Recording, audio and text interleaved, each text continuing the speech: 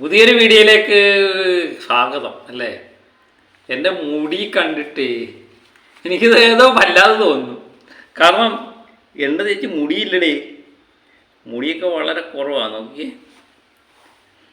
എണ്ണയും കൂടെ തേച്ച് കഴിഞ്ഞപ്പോൾ അങ്ങ് പതുങ്ങിപ്പോയി. ഒത്തിരി നാൾ ശേഷമാണ് എണ്ണയൊന്ന് പുരട്ടുന്നത്. എണ്ണ പുരട്ടി കഴിഞ്ഞപ്പം മുടി അങ്ങ് പതുങ്ങിപ്പോയി. ഇപ്പം ഇതിനകത്ത് ക്യാമറയ്ക്കകത്ത് കണ്ടു കഴിഞ്ഞപ്പം എൻ്റെ അമ്മ വേറെ ഒരാളാണെന്ന് തോന്നിപ്പോയി. അപ്പം പുതിയൊരു വീഡിയോയിലേക്ക് എല്ലാവർക്കും ആർദ്രമായ സ്വാഗതം. അപ്പം രണ്ട് ചിത്രങ്ങളെപ്പറ്റിയാണ്, പ്രത്യേകിച്ച് ലാലേട്ട സിനിമകളെപ്പറ്റി കേൾക്കാൻ വേണ്ടി നമ്മളിങ്ങനെ ആകാംക്ഷയോടെ കാത്തിരിക്കുകയാണ്. ഇനി ലാലേട്ടൻ്റെ ഒരു സിനിമ ഇറങ്ങുന്നത് എന്ന് പറയുന്നത് അന്യഭാഷയിൽ നിന്നാണ്, ഋഷഭ.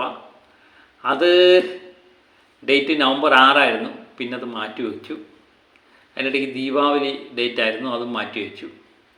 ഇനി അവസാനം ഇപ്പോൾ ക്രിസ്മസ് റിലീഫായിട്ട് ഈ ചിത്രം ഇറങ്ങുന്നതാണ് അറിയിപ്പ് വന്നിരിക്കുന്നത്. ഋഷിയെ സംബന്ധിച്ച് ആരാധകർ വളരെ പ്രതീക്ഷയോടെ കാത്തിരിക്കുന്ന ചിത്രമാണോ എന്ന് ചോദിച്ചു കഴിഞ്ഞാൽ എനിക്ക് സംശയമാണ്. കാരണം അന്യഭാഷയിൽ അവതരിപ്പിക്കുന്ന അവരുടേതായ രീതിയിലാണ് ലാലേട്ടനെ അവതരിപ്പിക്കുന്നത്. പിന്നെ ലാലേട്ടനെ നമ്മൾ കാണുന്നത് നമ്മുടെ ഒരാൾ ലാലേട്ടൻ ആയിട്ടാണ് നമുക്ക് കാണാൻ. പക്ഷേ നമുക്ക് ഈ അന്യഭാഷയിലൊക്കെ വരുന്ന ലാലേട്ടനെ നമുക്ക് അങ്ങോട്ട് ഉൾക്കൊള്ളാൻ ഇച്ചിരി പാടാണ്. പക്ഷെ അതിൽ നിന്ന് പ്രതിഷേധിച്ചൊരു ഇതാണ് ജനതാ ഗ്യാരേജ് എന്ന് പറഞ്ഞുകൊണ്ട് തെലുങ്കിൽ നിന്നിറങ്ങിയ ചിത്രം.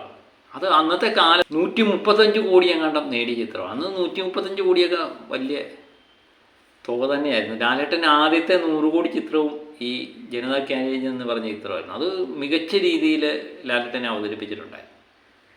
ജൂനിയർ MDRുമായിട്ട് ചേർന്ന് അവതരിപ്പിച്ച ഒരു കഥാപാത്രം. മികച്ചൊരു ചിത്രമായിരുന്നു. ഇനി ഋഷഭ എന്തായിത്തീരും എന്നുള്ളതാണ് നമ്മൾ നോക്കിക്കാണുന്നത്. ഇതിൻ്റെ അണിയറയിലൊക്കെ പ്രവർത്തിക്കുന്ന പ്രഗത്ഭർ തന്നെയാണ്. ലാലേട്ടൻ നായകനാകുന്നു. 2 കാലഘട്ടത്തിലെ ഒരച്ഛനും മകനുമായിട്ട് ഉള്ള അവർ തമ്മിലുള്ള ഫൈറ്റ് തന്നെയായിരിക്കാം ഈ ചിത്രം പറയുന്നത്. 2 കാലഘട്ടവും രാജാവിൻ്റെ കഥാപാത്രമാണ് ലാലേട്ടൻ. ഇതിനകത്ത് ഇന്നലെ ഒരു ചെറിയൊരു വീഡിയോ ക്ലിപ്പ് ഇട്ടിട്ടുണ്ടായിരുന്നു.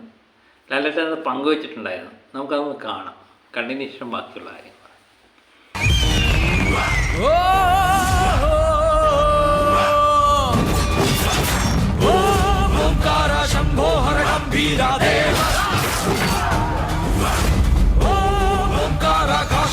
విశ్వేశ్వర దేవర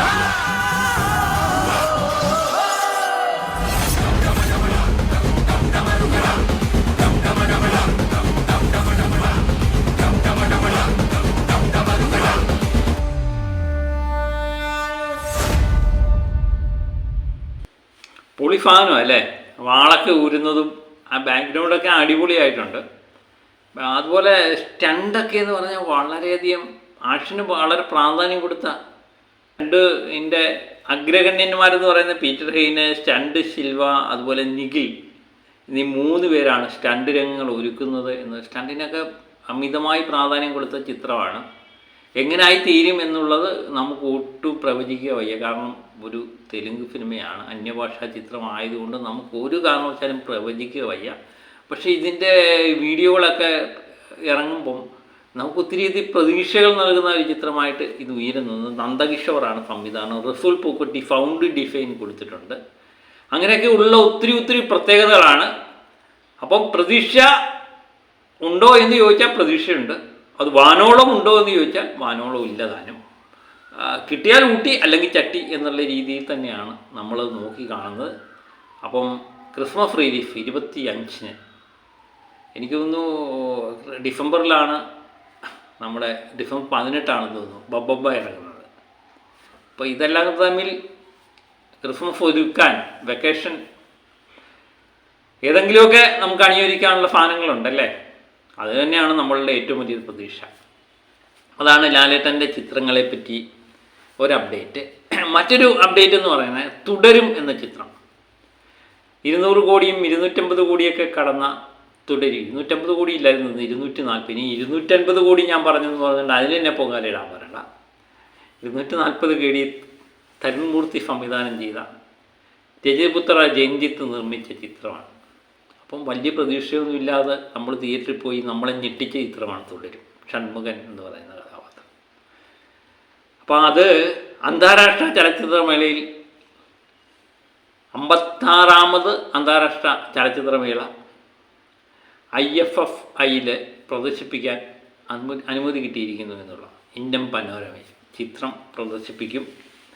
അത് ലാലേട്ടൻ ആ അറിയിപ്പ് കൊടുത്തിരിക്കുകയാണ്. നവംബർ 20നും 28 വരെയാണ് ചലച്ചിത്രമേള.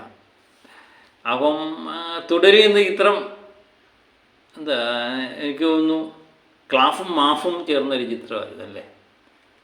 നമ്മളെ ഇന്നേ വരെ കാണാത്ത ലാലേട്ടനെ ഒന്നുമല്ല, ലാലേട്ടനിൽ നിന്ന് നഷ്ടപ്പെട്ടു പോയി എന്ന് വിമർശകർ പറഞ്ഞുകൊണ്ടിരുന്ന പല സാധനങ്ങളും ഞാൻ ഇവിടെ തന്നെ ഉണ്ടറാ എന്ന് പറഞ്ഞ ലാലേട്ടൻ തുടരും, മോഹൻലാൽ തുടരും എന്ന് നമ്മളെ വീണ്ടും കാണിച്ചു തന്ന ആ തുടരും എന്ന ചിത്രമാണ് ഇന്ത്യൻ പനോരമയിലേക്ക് തിരഞ്ഞെടുക്കപ്പെട്ടിരിക്കുന്നത്.